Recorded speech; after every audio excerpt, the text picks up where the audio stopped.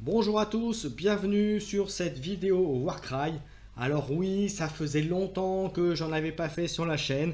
Et bien comme quoi, on y revient. Et à quelle occasion? Eh bien parce que il y a une version V2 de Warcry, des nouvelles règles qui arrivent et dont Games nous a fait la joie de nous permettre de l'avoir gratuitement sur le site du Warhammer Community. Donc je vous invite tous, pour ceux qui se poseraient des questions sur cette édition de Warcry, d'aller la récupérer. Vous pourrez faire votre avis, de même que récupérer les points de vos différentes armées, mais ça fera l'objet d'une autre vidéo. Donc dans celle-ci, on va se consacrer à cette V2 de Warcry. Je vais vous dire ce qui a changé, vous donner mon analyse, mon avis là-dessus, et donc je vous propose de commencer juste après ça.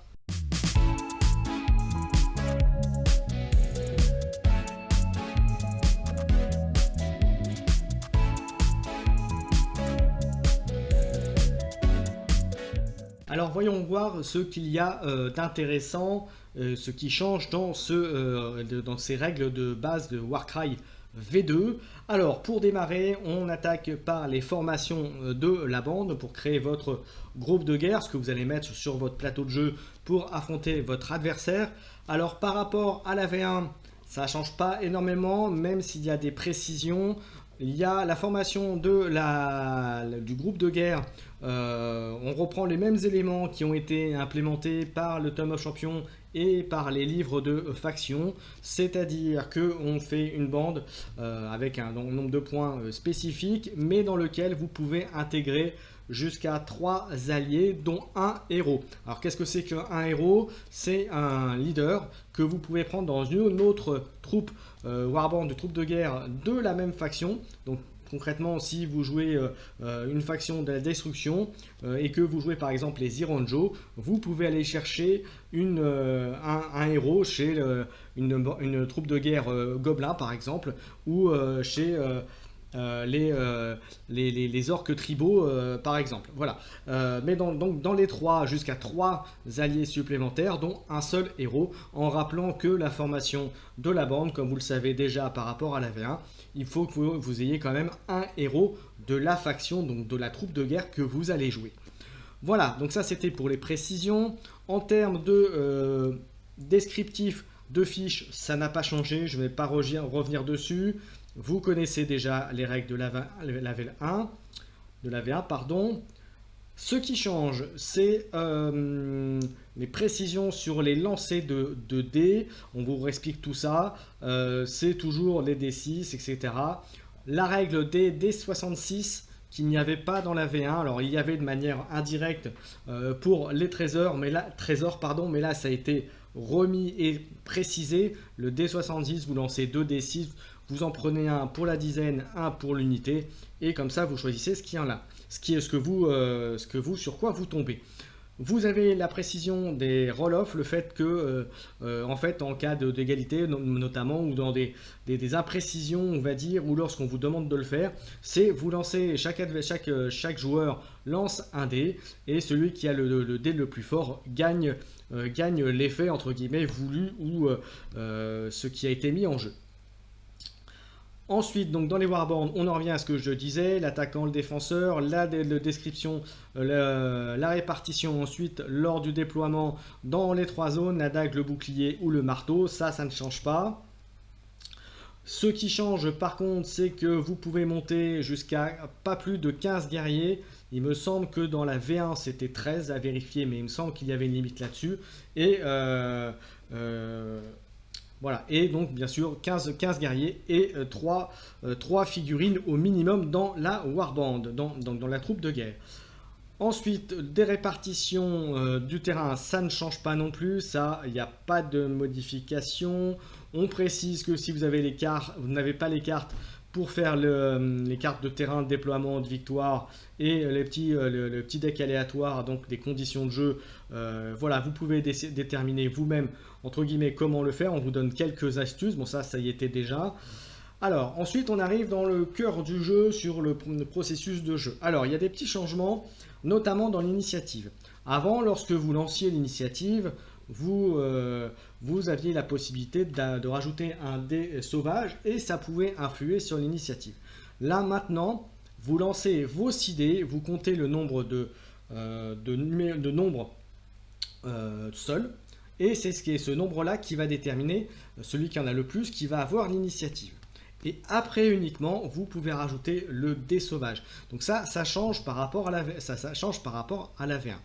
Et au début de chaque tour, vous faites la même chose. Voilà, et en sachant que le dé sauvage va servir à rajouter, à optimiser vos compétences entre le double, le triple ou le quad en fonction de ce que vous voulez obtenir pour votre faction. Donc voilà, donc on vous donne sur les règles un exemple de fonctionnement. Les actions, ça ne change pas aussi.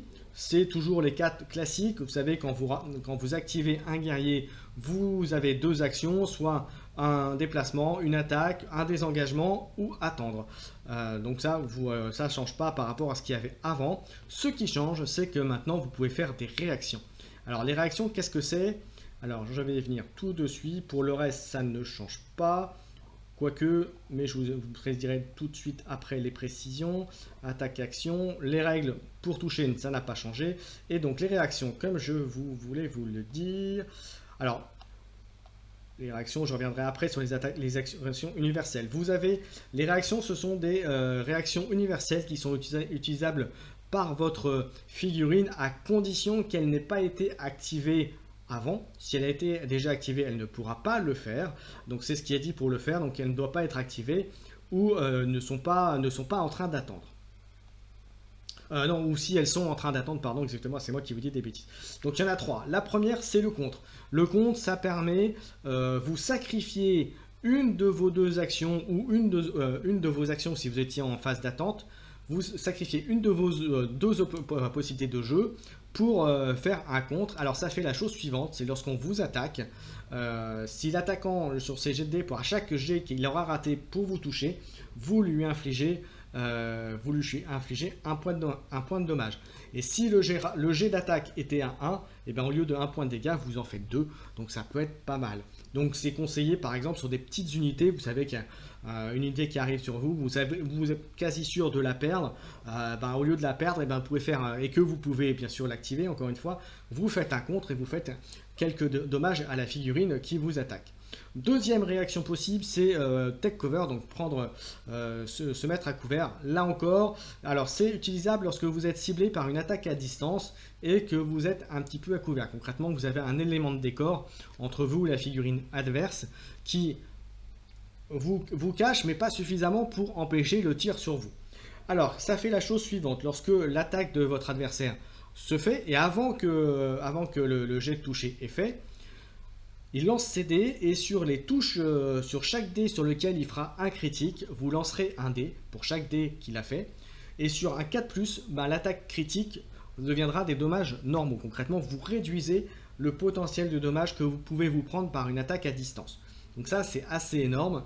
Alors il faut savoir déjà que dans la V1, les attaques à distance pouvaient être très très fortes et pouvaient changer pas mal de batailles.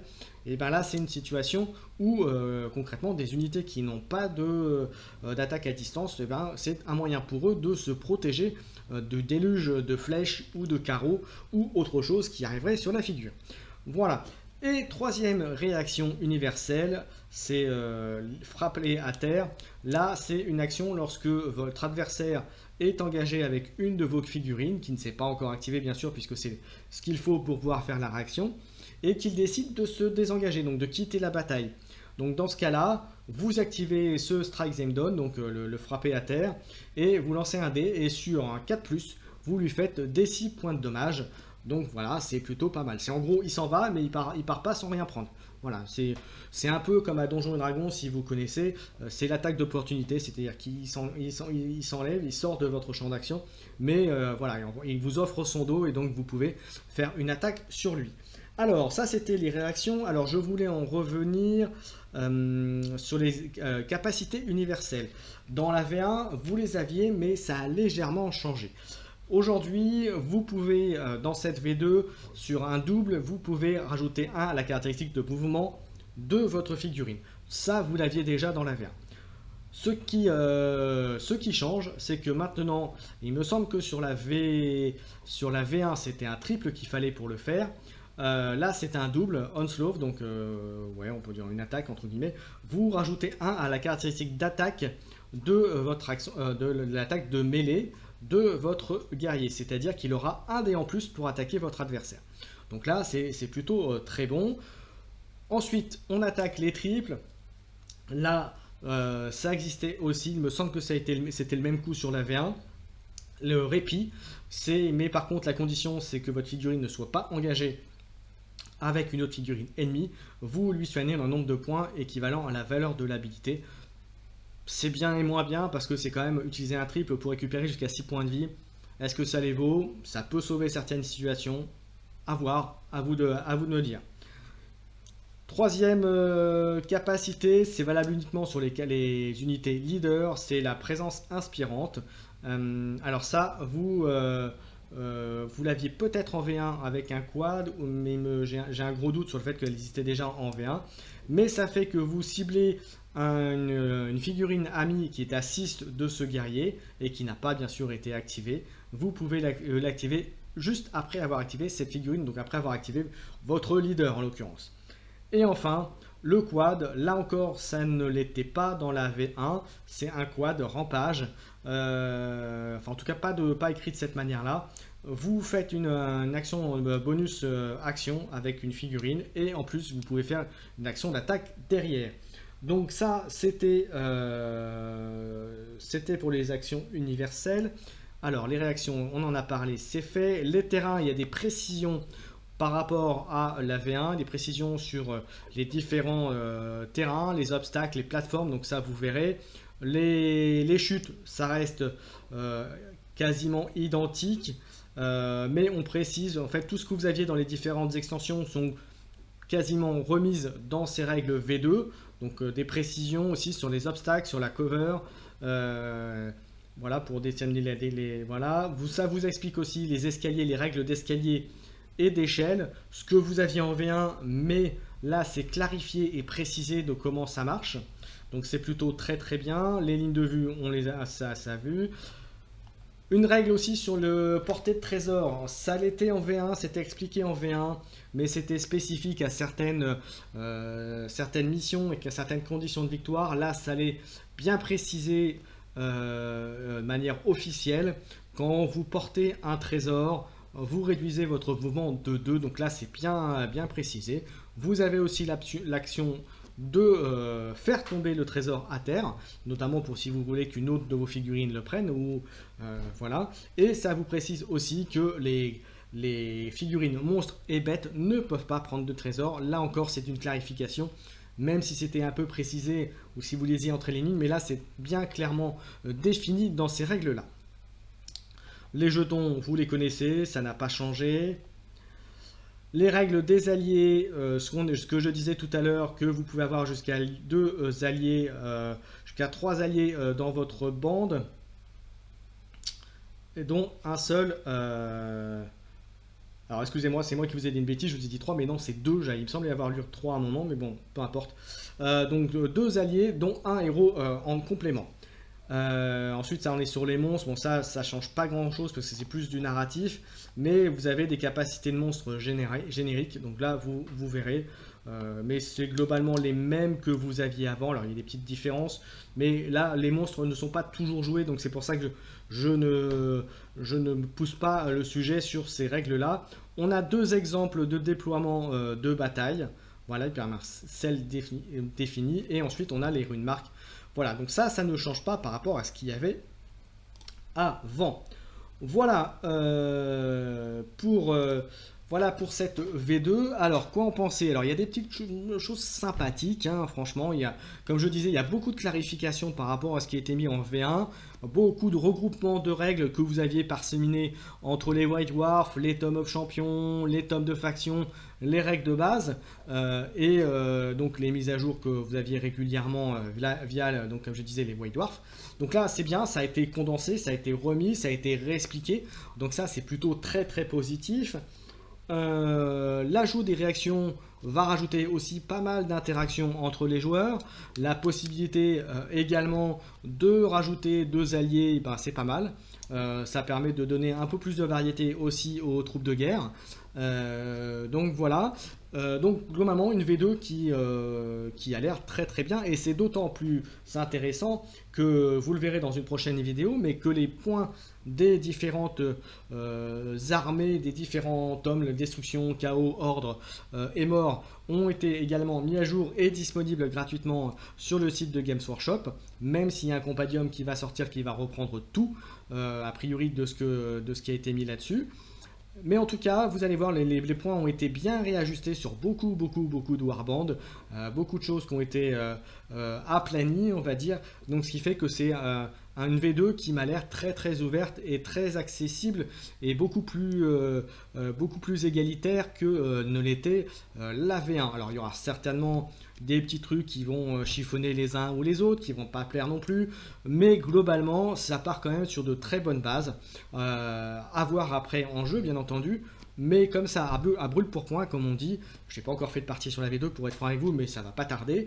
Ça m'a l'air plutôt sympathique, donc n'hésitez pas à mettre en commentaire de la vidéo ce que vous en avez pensé de cette V12, si vous avez déjà joué, me donner un avis là-dessus, sur les règles aussi, me dire aussi si vous avez une bande que vous allez jouer. Vous allez voir quand je vais parler de ces mises au point des warbands, qu'il y en a certaines qui se sont pris un gros nerf, d'autres qui ont eu un petit up, d'autres qui n'ont pas beaucoup changé en termes de fonctionnalité et d'intérêt de jeu et de fonctionnement, mais ça fera l'objet, comme je disais, d'une autre vidéo. Donc pour terminer, et je conclurai là-dessus, n'hésitez pas comme d'habitude à commenter, à liker, à vous abonner à la chaîne, à mettre un petit commentaire, un petit pouce, parce que c'est important pour le référencement de la chaîne et de la vidéo, pour que les gens comme vous qui chercheraient un programme sur Warcry puisse le trouver facilement. Et voilà, j'en ai terminé. Merci à tous de m'avoir suivi, et je vous donne rendez-vous très bientôt sur la chaîne pour plein de Warcry, et notamment une nouvelle émission Warcry. Enfin, on reprendra une formule qu'il y avait déjà sur la chaîne, mais qui va être remis au goût du jour et qui viendra très régulièrement. Voilà, avec bien sûr mon camarade Zybwriter et certainement mon ami Siagen qui s'est mis également à Warcry. Voilà, j'en ai terminé. Merci à tous, à bientôt, bonne soirée, amusez-vous. Au moment où je l'enregistre, la nuit est en train de tomber. Donc voilà, merci à tous, à bientôt, amusez-vous bien, faites bien vos critiques, faites vos beaux choix stratégiques, amusez-vous, et encore une fois, à bientôt, ciao ciao.